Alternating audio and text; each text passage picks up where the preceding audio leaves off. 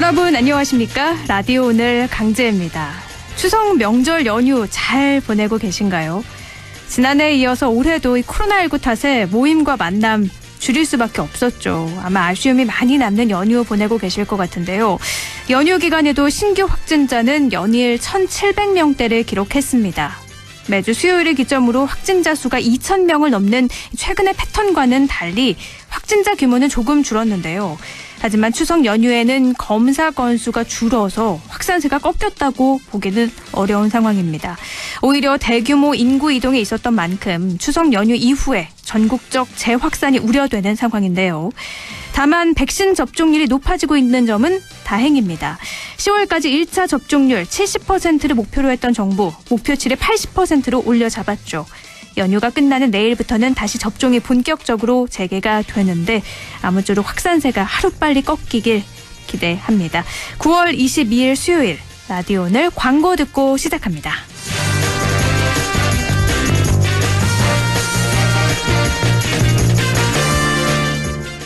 이천 이안은 특별합니다. 트리플 환승역 추진 중인 후발력이 빠른 이안.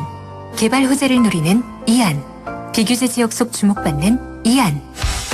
이안에서 착한 가격으로 해버 굿타임. 이안 퍼스티엄 2000부발 10월 오픈 예정. 1811-8176 대우산업개발.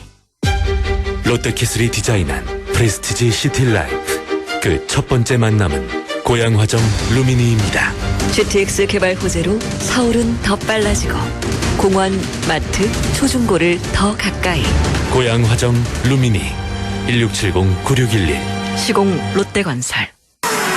훌쩍훌쩍 알러지엔 간질 알러지엔 애취 알러지엔 알러지엔 지르텍. 약국에서 찾으세요. 유한양행 수입 한국유씨비제약. 9월 22일 수요일 라디오 오늘입니다. 일부 조용찬의 미중 바로 알기, 미중산업경제연구소 조용찬 소장과 함께하고요. 2부 이슈 오늘에선 추석 민심이 굉장히 중요하다고 하죠. 추석 기간 대선 주자들의 움직임, 또 지역 민심의 향방 살펴볼까 합니다. 뉴스민 천용길 편집장 연결해서 이야기 나눠보죠. 끝으로 인사이트K 배종찬 연구소장과 함께 각종 설문조사의 결과 갖고 우리 사회 분석해보는 배종찬의 리서치 오늘 이어집니다.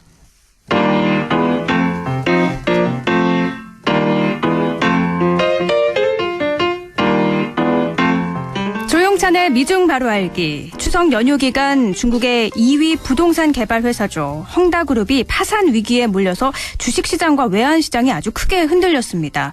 중국이 투명하고 공정한 무역 규칙을 만들어가는 자유무역협정 CPTPP에 가입을 신청하기도 했죠. 아시아 태평양 지역에서 미국을 견제하고 또 경제적 영향력을 확대하려는 행보라는 분석이 나오고 있는데요. 자세히 알아보겠습니다. 미중산업경제연구소 조용찬 소장입니다. 소장님 안녕하세요. 예, 안녕하십니까. 네, 먼저 중국의 2위 부동산 개발 회사 헝다그룹이 지난 연휴 사이에 굉장히 많이 보도가 됐어요. 어떤 회사길래 파산 위기에 몰려서 전 세계 금융위기를 걱정해야 할 정도가 된 건가요? 네, 헝다그룹은 1996년도에 설립된 비교적 신흥 기업인데요.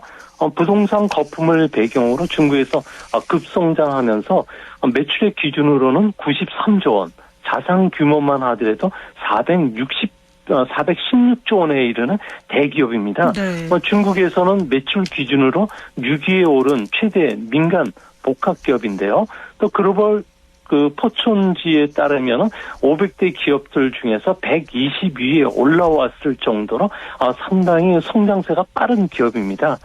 중국에서는 직접 고용자만 20만 명, 또 공급망을 통해서 간접 고용 창출 인원만 380만 명이 달한다고 하는데요. 창업자 슈자인 같은 경우에는 흑수저 출신이고 자산 규모만 맨손으로 53조 원을 일궈낸 부자이지만 네. 그에게도 약점이 있습니다. 시진핑의 천적이라고 할 수 있는 상하이방의 2인자 정치홍과 가족과 친분 관계를 쌓아왔는데요. 이 때문에 시진핑 주석의 눈밖에 나면서 현재 상당히 경영난에 빠져 있다고 합니다.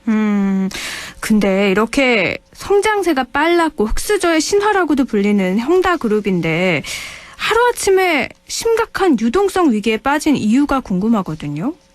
네, 그 유동성 위기에 빠진 것은 부동산 경기가 침체 때문이 아니고요. 네. 네 가지 이유 때문이라고 글로벌 투자 은행들은 보고서를 내고 있는데요. 아무래도 중국 정부가 부동산 가격을 억제하기 위해서 올해 1월부터 총량 대출 규제에 나섰습니다.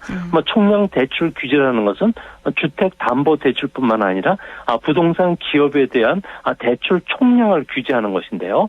이 때문에 아파트 사업뿐만 아니라 테마파크 사업의 공사가 중단되면서 미분양이 지금 속출하고 있다는 겁니다. 둘째는 헝다 같은 경우에는 토지를 아주 싸게 사서 아파트를 비싸게 파는 전략을 사왔는데요. 한 평당 정부로부터 122만 원의 토지를 매입해서 평당 600만 원 정도 5배 이상의 이문을 남겨왔는데요.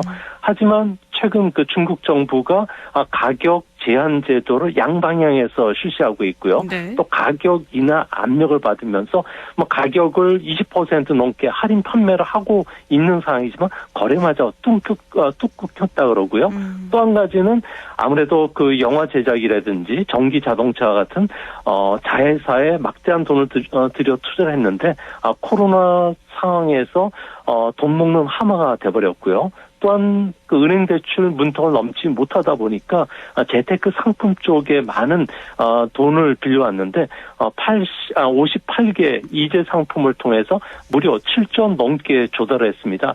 최근 이 이재 상품과 관련해서 환매 요구가 빗발치면서 네. 보유 현금마저 바닥이 났다고 합니다. 그러니까 부동산 정책이나 뭐 다른 투자했던 것들이 잘 이루어지지 않았고 대출 문제까지 겹쳐서 이렇게 위기에 빠진 건데 그러면 지금 헝다는 현재 어느 정도로 위태로운 상태인가요? 재정 상태가 심각한가요?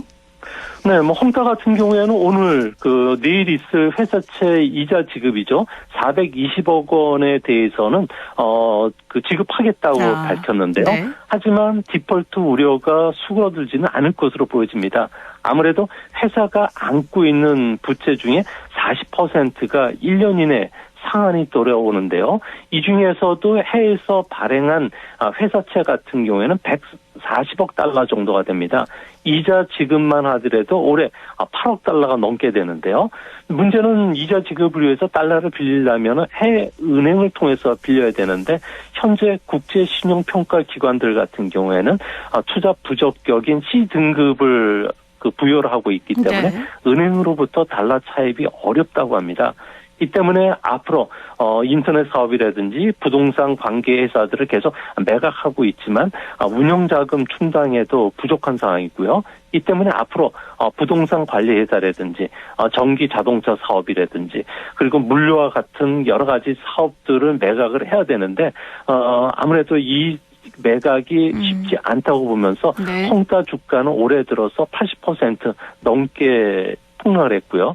자회사를 매각한다고 하더라도 아무래도 현금 흐름이라든지 유동성 압박은 쉽게 해결되지 않기 때문에 앞으로도 계속 내사 상태에 빠져 있을 가능성이 높아 보입니다. 근데 헝다가 무너지면 세계 주요 경제 기관들이 관측 기관들이 2008년에 미국의 리먼급 충격을 줄 수 있다. 전 세계로 금융 위기가 퍼져나갈 수 있다. 이렇게 강력하게 경고한 보도를 봤거든요. 헝다가 만약에 파산을 하게 되면 중국 경제에는 어떤 영향이 있을까요? 아무래도 국제투자은행들 같은 경우에는 헝다가 갖고 있는 채무잔액이 무려 360조 정도에 달하기 때문에 그렇게 보고 있는데요. 중국의 GDP의 2%가 되고요. 중국 은행들의 작년 전체 순이익이 1조 9천억 위엔 정도가 되니까 이보다 더 많다는 겁니다. 네. 이 때문에 앞으로 1년 이내에 상환해야 될 채무 같은 경우는 44조 원을 다 감당을 못할 것으로 보여지고요. 또 헝다 같은 경우에는 자기 자본 비율이 15%에 불과합니다. 국제 기준으로 보면은 언제 디폴트가 발생을 하도 전혀 이상하지 않는 상태인데요. 이제 문제는 헝다 같은 경우에 만약에 부도를 방치시켜 둔다면은 다른 부동산 개발 회사들 같은 경우에도 대형사는 모두 한 180조 원 이상의 부채를 떠안고 있기 때문에 네. 연쇄 부도 사태가 우려가 되고요. 이렇게 되면은 아무래도 그 주택 건설과 관련된 부자재를 납품한 500여 개 건축 자재 회사라든지 인테리어 그리고 내구재 회사인 자동차나 TV, 가구 회사들 같은 경우에도 크로스 디폴트가 계속 일어나게 되는데요. 중국의 부동산 산업은 GDP에서 25%를 차지하는데 미국의 3배, 일본의 6배, 유럽의 10배 수준이기 때문에 경제 규모만 놓고 본다면 리먼급 이상의 충격은 주는 것은 분명해 보입니다. 정말 그럼 엄청난 파장이 예상이 되는 건데 중국에서 이 정도 사이즈의 기업이 부도가 난 적이 과거에 혹시 있었나요? 네, 최근 들어와서 부도가 좀 대형화되고 있는데요. 네. 중국에서 매출액 기준으로 2위인 하양그룹이라고 있습니다. 해운회사인데 이 회사가 6개월 전에 파산했지만 금융위기는 발생하지 않았는데요. 아무래도 시수적 입장에서 보면은 공동 부유론을 지금 들고 놓은 상황에서 작년부터 중대 금융 리스크 방지를 강조해 왔습니다. 네. 이 때문에 중국 같은 경우에는 내년 가을 당대회를 앞두고서 금융위기가 정치 위기로 비화되는 것을 막기 위해서 아무래도 신용 위험을 억제하기 위한 강력한 정책을 쓸 가능성이 크고요. 만약에 헝다그룹발 부동산 버블이 터지더라도 네. 중국 정부가 다시 금융 완화로 돌아선다든지 또 부동산 규제를 풀어주면은 다시 부동산 시장이 되살아날 수가 있기 때문에 주식시장이라든지 외환시장이 단기적인 충격은 있겠지만 이번 충격이 길게 가지는 않을 것으로 보고 있다고 합니다. 그럼 이 헝다그룹을 위해서 살리기 위해서 중국 정부가 금융 지원이나 부채 탕감 같은 걸 해줄 거라는 말씀이세요? 네, 그렇습니다. 중국 정부 같은 경우에는 민간 기업이 이익을 내고 있으면은 또박또박 세금을 걷어가고 있기 때문에 네. 별 문제는 없는데 유동성 위기에 빠지면은 공무원 자신에게까지 불똥이 튀지 않을까 그대로 방치해 두는데요. 헝다그룹처럼 권정 교육을 통해서 사세를 확장한 기업들을 구제금융이라든지 모라토리움이죠. 채무 상환을 일정 기간 유예해주는 그 링고 조치를 투입하기 위해서는 아무래도 강도 높은 자산 매각이죠. 실물 부동산을 매각하는 문제, 또 자회사 매각하는 문제, 그리고 대주주의 사재 출연이 먼저라고 중국 언론들은 이야기를 하고 있는데요. 네. 이런 강력한 규제에도 헝다가 정상화되지 못한다면은 아무래도 회색 코뿔소 출연을 막기 위해서 중국 정부가 기본적으로 채권단에 대한 채무 탕감이죠. 원금의 한 75%까지도 계획이 서 있는 상태로 알려지고 있고요. 또 부실은행에 대한 공적 자금 주입이라든지 헝다그룹에 대한 청산 작업을 벌여가지고 국유 기업으로 편입시키는 가능성은 여전히 열려 있다고 합니다. 그렇군요. 근데 중국에서 지금 매일 한 건 이상 부동산 개발 회사가 채무 불이행을 겪고 있다고 하는데 이게 금융위기의 위기 신호로 받아들여야 되는 건 아닌지 싶거든요. 지금 상황은 어떤가요? 네, 금융위기로 전염이 될 가능성은 거의 없다고 보여지는데요. 이번에 헝다그룹의 금융위기는 지난해 8월 부동산 개발 회사에 대해서 중국 정부가 3가지 레드라인 정책을 도입했기 때문에 그렇습니다. 재무 지표를 개선시키라는 압력인데요. 첫째는 자산 부채 비율을 70% 이상 가져가도록 요구를 했고요. 두 번째로는 순자본 부채 비율을 100% 이하. 그리고 보유 현금 대비 단기 부채 비율을 100% 이상을 요구를 했는데 여기에 따라서 부동산 기업은 4단계로 구분이 된다고 합니다. 하지만 헝다그룹은 3가지 기준을 모두 충족하지 못해서 4그룹에 속해 있기 때문에 앞으로도 계속적인 강력한 구조조정 요구를 할 것으로 보여지고요. 현재 헝다그룹 같은 경우에는 채권 거래 가격이 액면가의 한 30% 정도가 된다고 합니다. 앞으로 많은 금융기관들 같은 경우, 그다음에 연기금 같은 경우에도 헝다의 그 보유 주식이나 채권을 줄일 가능성이 큰데요. 중국 정부가 이런 헝다의 자산 구조 조정과 관련된 강력한 약을 쓰는 것은 아무래도 중국 금융기관들뿐만 아니라 부동산 개발 회사에게 강력한 경고 신호가 될 수가 있고요. 이 때문에 부동산 문제, 특히 헝다 문제와 관련해서는 글로벌 시장으로 파급되기 되기까지는 앞으로도 긴 시간이 걸린다는 측면에서 네. 단기적인 악재는 되겠지만 장기적인 악재는 되진 않을 것으로 보입니다. 지금 잠깐 휘청인 거다 이렇게 보고 계시는 거군요. 또 지난주에 중국의 포괄적 점진적 환태평양 경제 동반자 협정 이름이 굉장히 긴데 여기에 가입을 정식으로 신청을 했습니다. 이게 과연 뭔지 좀 자세하게 좀 설명을 해주시죠.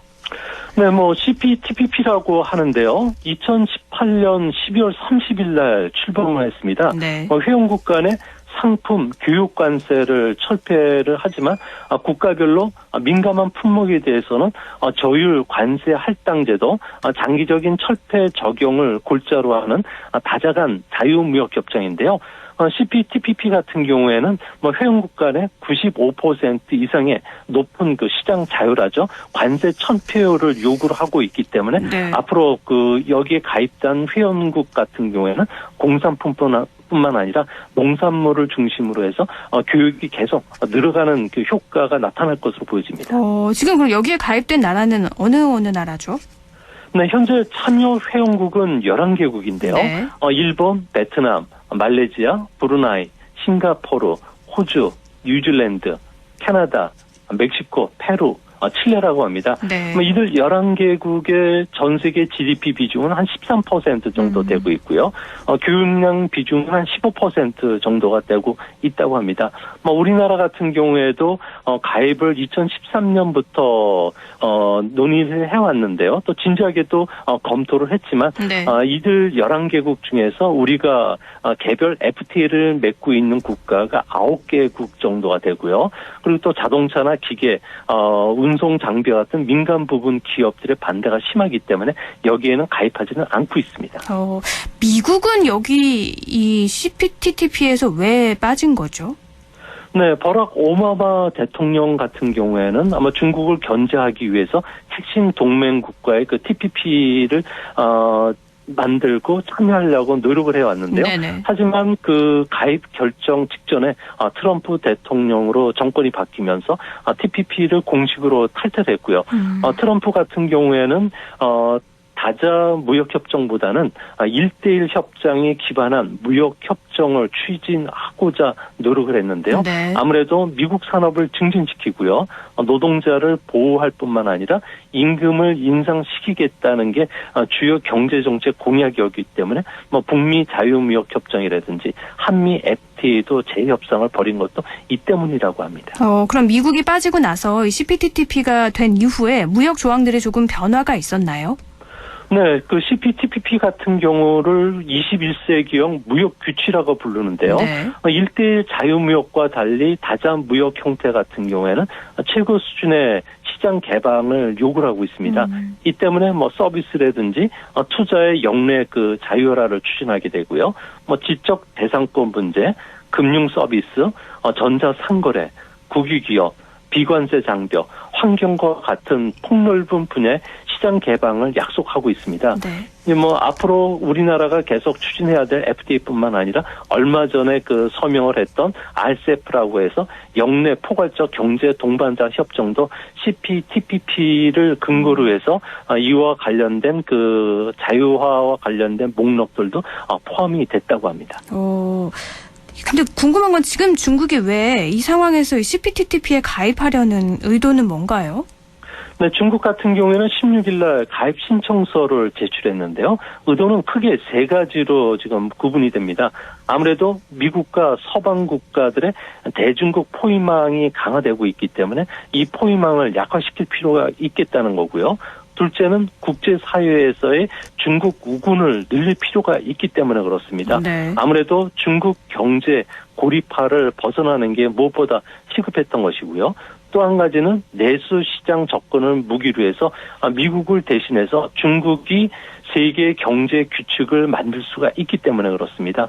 이제 앞으로 가을 당대회를 앞두고서 임기 상기 연임을 확정시켜야 되기 때문에 시 주석 입장에서는 CPTPP에 가입을 한다면은 아무래도 그 재신임에 탄력을 붙지 않을까 생각이 됩니다. 근데 지금 미국 국무부에서는 이 중국의 가입을 반대하고 있다고요?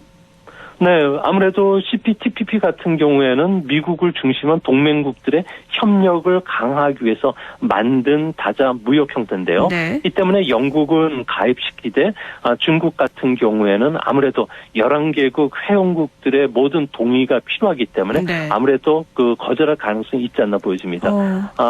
당장 그 중국과 통상 마찰을 빚고 있는 호주 같은 경우에는 중국산 호주산 뉴연탄이나 쇠고기, 보리, 면화, 와인, 랍스터에서 수입 불허 조치를 내렸기 때문에 반대할 것으로 보여지고요. 네. 베트남 같은 경우에는 남중국해 영유권 문제로 갈등을 빚고 있기 때문에 반대할 것으로 보여진다고 합니다. 그러면 이렇게 미국과 중국 사이에 우리나라는 항상 끼어 있다고 표현을 하잖아요. 외교가 굉장히 중요할 텐데 우리나라는 이 CPTPP에 가입을 하는 게 맞다고 보세요? 아니면 조금 보류하는 게 좋을 것 같다고 보세요? 네, CPTPP에 가입한다면은 가입에 따른 경제적 효과보다 손실이 더 큰 것은 분명해 보입니다.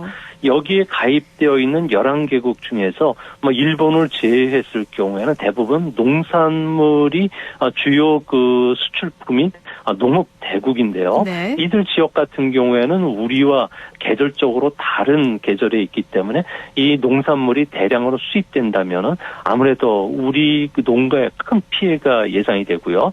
이뿐만 아니라 우리 같은 경우에는 상품뿐만 아니라 용역, 투자, 금융 서비스 시장도 개방을 해야 됩니다. 이렇게 된다면은 여기에 가입 희망국들 같은 경우는 초기 가입국보다 시장 개방률이 100%에 달해야 되기 때문에 개방에 따른 경제적 부담이 무척 크다는 점에서 앞으로도 이거와 관련해서 가입 시에는 분명히 득실을 따져야 되지 않나 이렇게 보여집니다. 네, 알겠습니다. 오늘 여기까지 말씀 나누죠. 고맙습니다. 네, 감사합니다. 조용찬의 미중 바로 알기, 미중산업경제연구소 조용찬 소장이었습니다. 라디오 오늘 1부는 여기까지고요. 광고 듣고 2부에서 뵙겠습니다. 할인점보다 더 실속 있고 편의점보다 더 편리하게 살 수 있는 곳, 시장보다 더 정이 넘치고 백화점보다 더 품격 있는 곳, 이런 곳이 없을까요? 네, 우리 동네 우리 할인점 험마트가 있습니다. 지난 25년간 항상 고객과 함께한 험마트. 용상점, 자이점, 신용주점, 사천점에서 새롭게 고객님께 다가갑니다. 홈마트. 가구 살 땐 꼭 한번 가보자. 안동 명품 가구 백화점. 흑표 흑침대, 양성국 갤러리, 금성침대, 한국 가죽 소파, 장수돌 침대. 다양한 브랜드 가구를 한 곳에서 쇼핑할 수 있는 대형 가구 전시장. 안동 명품 가구 백화점. 944세대 대단지로 안동의 랜드마크를 바꾸다. 명품 커뮤니티로 안동의 자부심을 바꾸다. 착한 분양가로 안동의 프리미엄을 바꾸다. 안동, 그 위대한 변화의 시작. 안동 영무의 다음 포레스트. 그랜드 오픈 1588-7349 영무토관. 어르신님 안녕하십니까, 기용아재입니다. 보청기 알아보시는 거 진짜 힘드시지? 이제 하나만 기억해 주이소. 찾아가는 보청기, 집으로 보청기, 보청기 고민 직접 찾아가 속 시원하게 해결해 드리겠습니다. 1544-2222 1544-2922 집으로 보청기. 안녕하세요, 브레이브걸스입니다. 여러분, 음식을 포장할 땐 다회용기를 사용해보세요. 일회용품은 줄이고 환경은 아끼고. 오늘부터 함께 용기 내볼까요? 애정한다 착한 용기. 애착용기와 함께 깨끗한 지구로 역주행해요. 공익광고 협의회. 마음을 열어줘. 다가가 나 속삭이도록. 언제나 내 생각으로 행복해야 해요.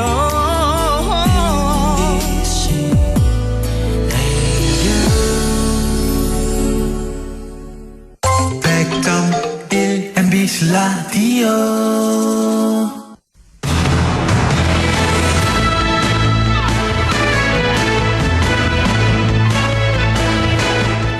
라디오 오늘 2부 순서 이슈 오늘입니다. 추석 명절 연휴 마지막 날이 저물고 있는데요. 내년 3월 대선을 앞둔 정치권은 추석 민심의 향방에 촉각을 곤두세울 수밖에 없는 상황입니다.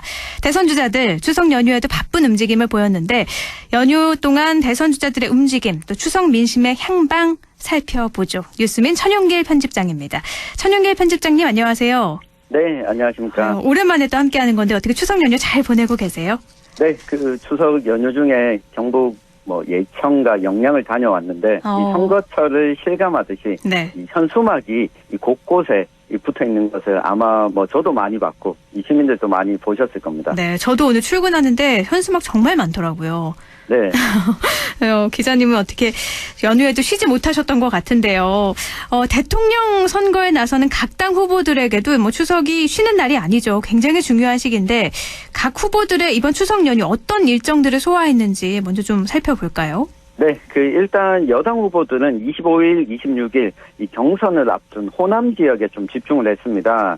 더불어민주당 이재명 후보는 추석을 앞두고 광주, 전남, 함평, 장성, 나주까지 방문을 했고요. 네. 추석 당일과 다음 날은 일정을 소화하지 않고 휴식을 취했는데 이낙연 전 민주당 대표는 19일 광주를 시작으로 20일에는 전남 또 21일, 22일 전북까지 방문을 했습니다. 네. 여기에 이 전 대표 지지를 선언했던 소위 친문재인계 이 의원들이 함께 좀 참여를 했고요.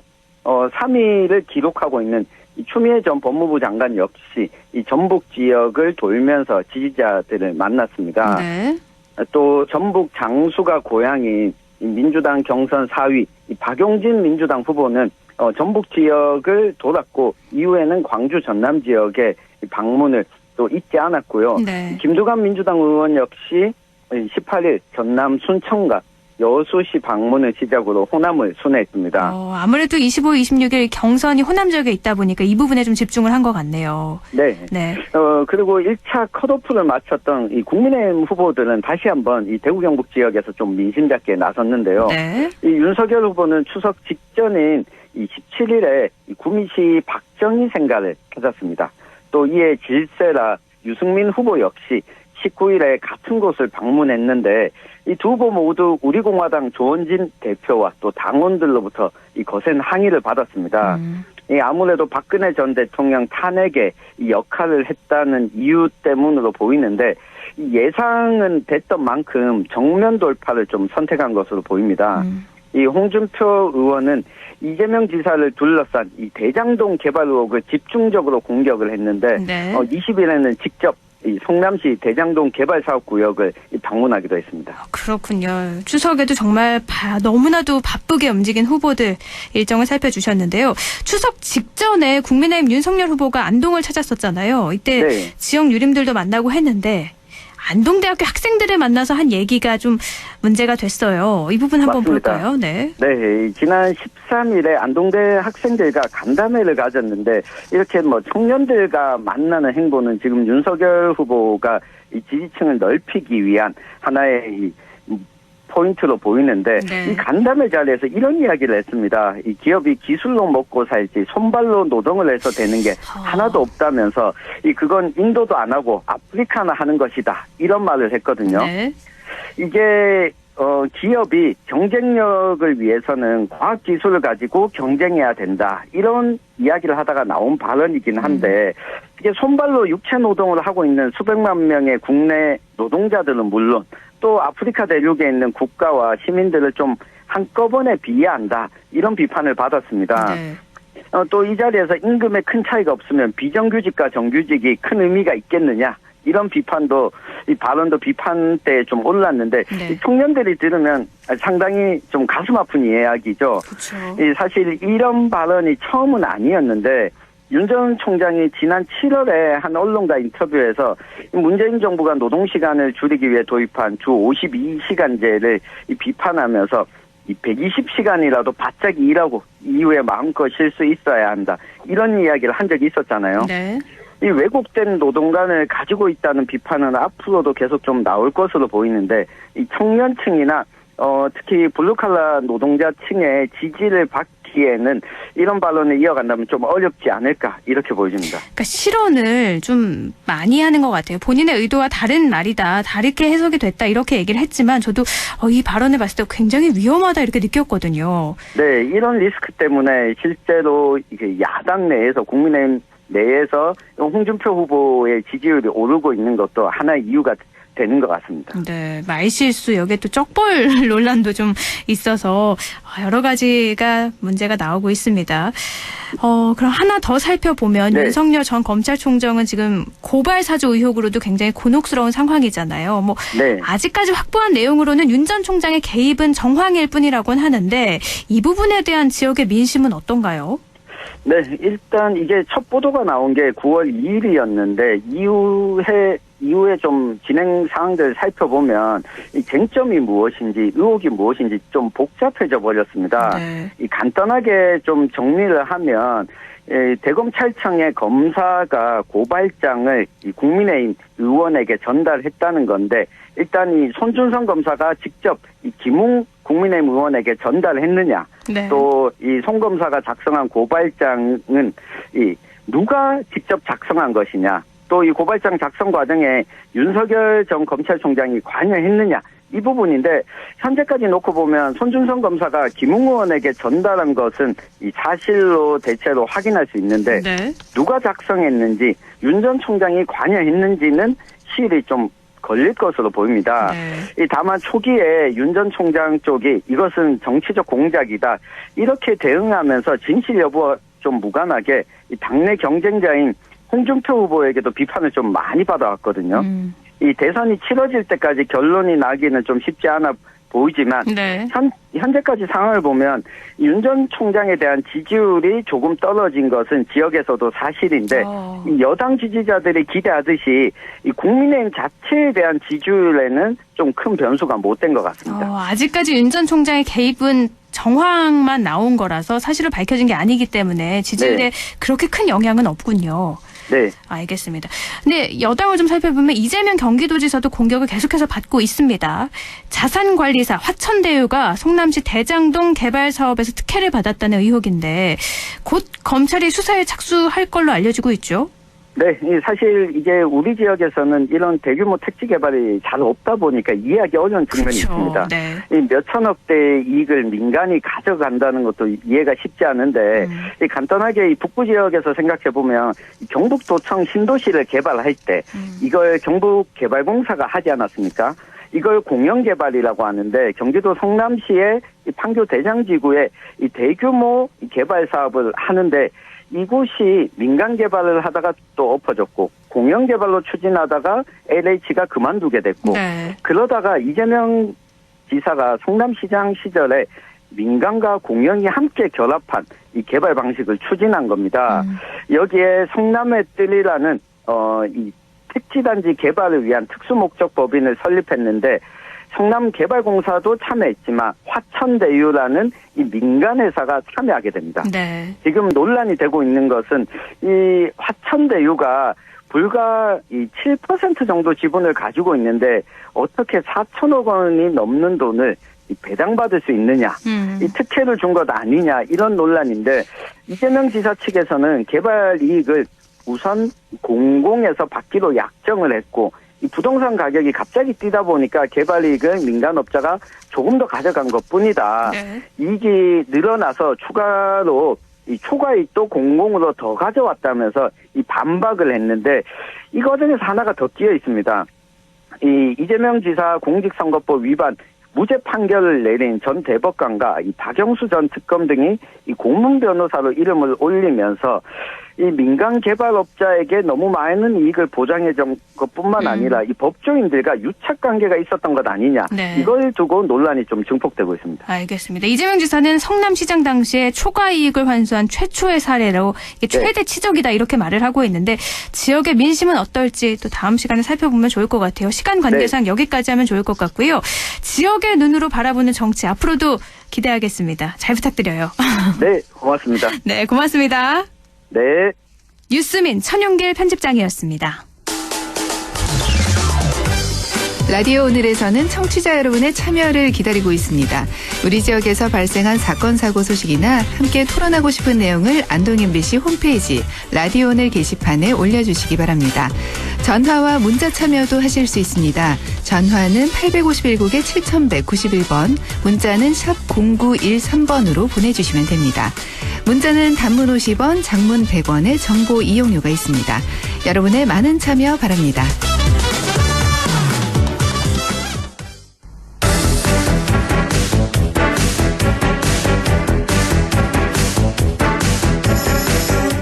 오늘 인사이트 K 배종찬 연구소장과 함께합니다. 소장님 안녕하세요. 안녕하십니까. 해피 추석 연휴입니다. 네, 추석 잘 보내고 계시죠? 네, 덕분에요. 추석 연휴 기간에 또 관심이 많이 가는 게 있습니다. 바로 차기 대선 민심이 어떻게 움직이고 있을까인데 먼저 지지율 결과부터 좀 살펴주시죠. 말씀하신 대로 추석 민심이 중요합니다. 과연 추석 연휴를 관통하는 동안 또 그 이후에 차기 대선 후보 지지율에는 어떤 영향을 줄지 초미에 관심이 모아지고 있는데요. 한국사회여론연구소가 TBS 의뢰를 받아서 지난 17일, 18일 실시한 조사입니다. 자세한 사항은 중앙선거여론조사 심의위원회 홈페이지에서 확인 가능하고요. 차기 대선 후보로 누가 적합한지 물어보았습니다. 윤석열 후보 28.8%, 이재명 후보 23.6%, 홍준표 후보 15.4%, 이낙연 후보 13.7%로 나타났습니다. 네. 윤석열 후보와 이재명 후보의 양강 구도가 여전히 유지되는 결과로 나타났고요. 이재명 후보가 대장동 개발 의혹의 영향을 받은 탓일까요? 지지율이 직전 조사보다는 4.2%포인트 꽤 큰 폭이라고 봐야 되겠죠. 네. 지지율이 내려간 결과로 나타났습니다. 홍준표 후보의 지지율도 조금 내려갔고요. 이낙연 후보가 이재명 후보의 경쟁 상대인데 이재명 후보의 지지율이 내려갔다고 해서 이낙연 후보의 지지율이 올라가지는 않는 결과로 나타났습니다. 이낙연 후보도 지지율이 조금 내려간 결과로 나타났습니다. 이렇게 쭉 살펴주셨는데 이재명 후보가 지금 지지율이 좀 떨어지고 있다고 말씀을 하셨잖아요. 네. 이 이유는 대장동 개발 의혹 영향 이것 때문이겠죠? 영향을 받았다고 봐야 되겠죠. 지지율이 훅 떨어지지는 않았지만 네. 이 대장동 이슈가 잠재적으로 중도, 또 여성, MZ세대, 또 경기도 지역이기 때문에 경기도, 또 인근 또 부동산에 민감한 서울 지역에도 영향을 줄 수가 있는 것이고 대장동 개발 의혹이 또 부동산 이슈입니다. 강제 앵커도 왜 부동산 그러면은 우리 국민들이 또 주민들이 일반 유권자들이 많은 또 관심을 보이지 않습니까? 그렇죠. 그러다 보니까 부동산 이슈라고 하는 이슈의 관심도 또 이슈의 확장성, 또 이슈의 지속성도 상당히 높다고 봐야 되겠죠. 하지만 또 이낙연 후보 지지율이 올라간 건 아니기 때문에 이재명 후보 지지율에 타격은 줬지만 아직까지 치명적이지는 않다. 아주 크게 타격을 받아서 지지율이 붕괴된 수준은 아닌데 네. 앞으로 어느 정도의 영향을 줄지는 지켜봐야 될 것으로 보입니다. 알겠습니다. 결과가 좀 나와봐야지 나올 것 같은데요. 지지율 변화도 있지만 이재명과 또 윤석열 이 두 후보의 양강 구도는 계속 이어지고 있거든요. 네. 이거는 원인을 어디에 찾을 수 있을까요? 이재명 후보가 대장동 개발 의혹이 있지만 윤석열 후보라고 해서 의혹이 없는 게 아니거든요. 그렇죠. 바로 고발 사주 의혹. 그런데 지지율의 추세를 보면은 이재명, 윤석열, 이재명 후보의 양강 구도가 지속되고 있습니다. 이건 뭐냐? 바로 프레임 전쟁이다. 프레임 전쟁이라는 것은 결과적으로 이기는 후보 쪽에 의혹도 있고 논란도 있고 위협이 있더라도 또 지지층들은 결집하는 것이거든요. 그런 이유가 이 프레임이 만들어지는 것이 그만큼 유력 후보인가 유력성 또 복잡성 어려워요. 고발 사주 의혹 또 이쪽에서는 이렇게 이야기하고 저쪽에서는 저렇게 이야기하고 대장동 의혹도 이재명 후보는 아니라고 이야기를 하고 또 다른 쪽에서는 공격하고 이러다 보니까 복잡하거든요.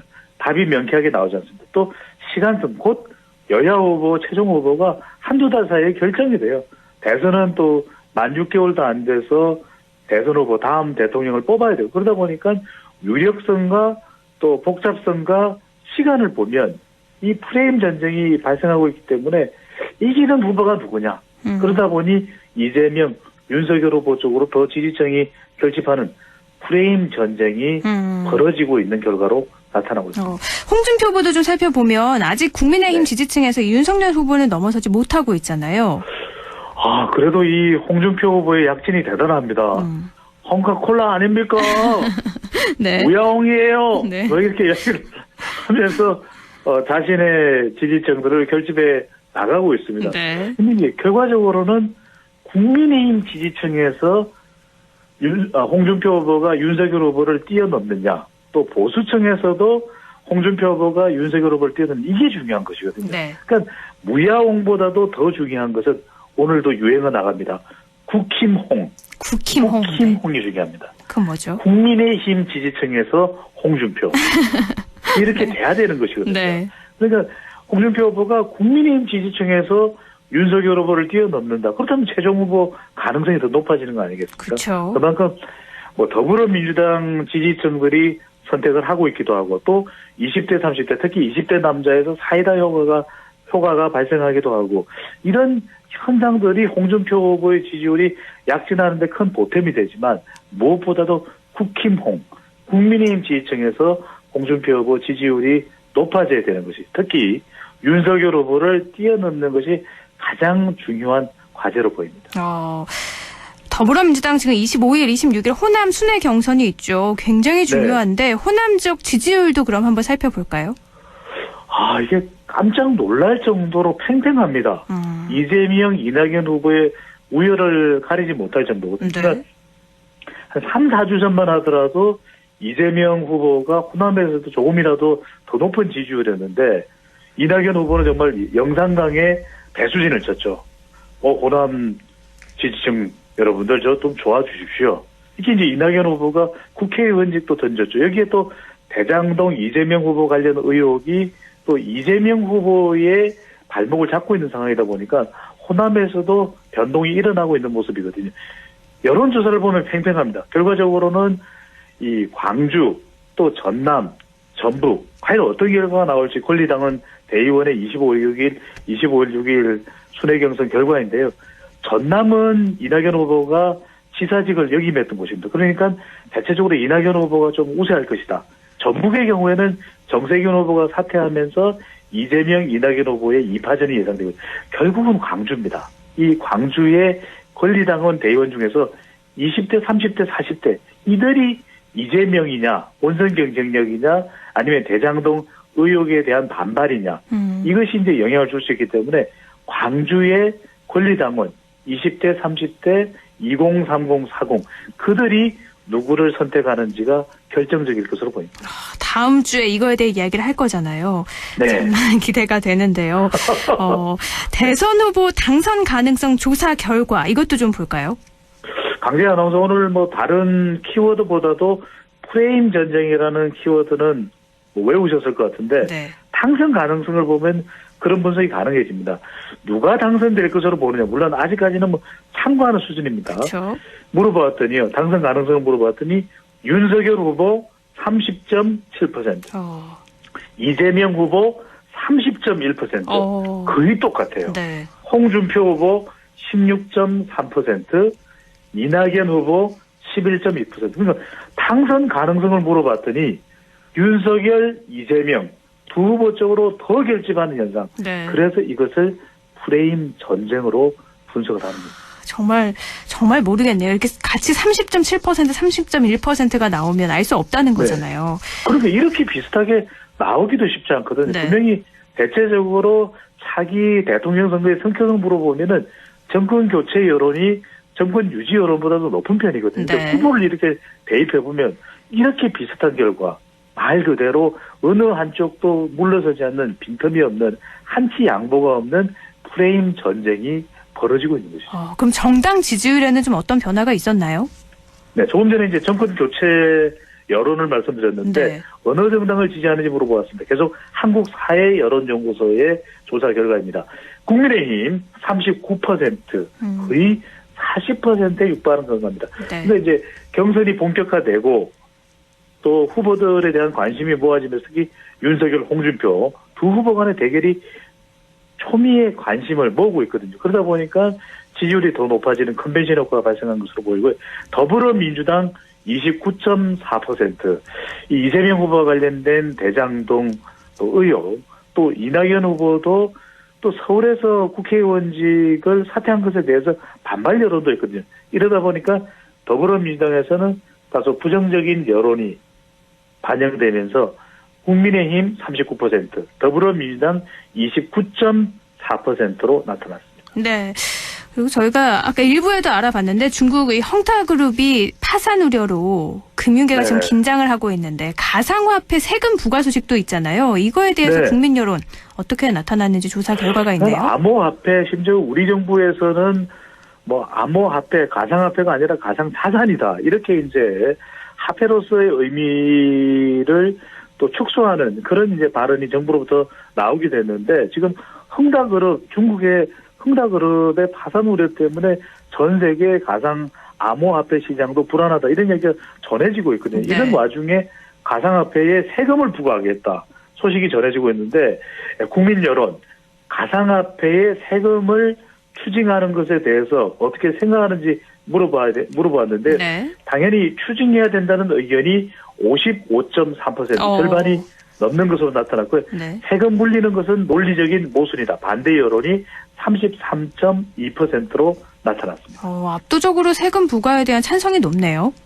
네. 그래서 그만큼 아니 가상화폐로 수익을 얻었으면 또 이득을 봤다면 그것에 대한 세금 부과는 당연한 것 아니냐 이런 네. 여론이 더 높게 나타났습니다. 알겠습니다. 이렇게 가상화폐 세금에 대한 국민 여론까지 살펴봤습니다. 말씀 고맙습니다.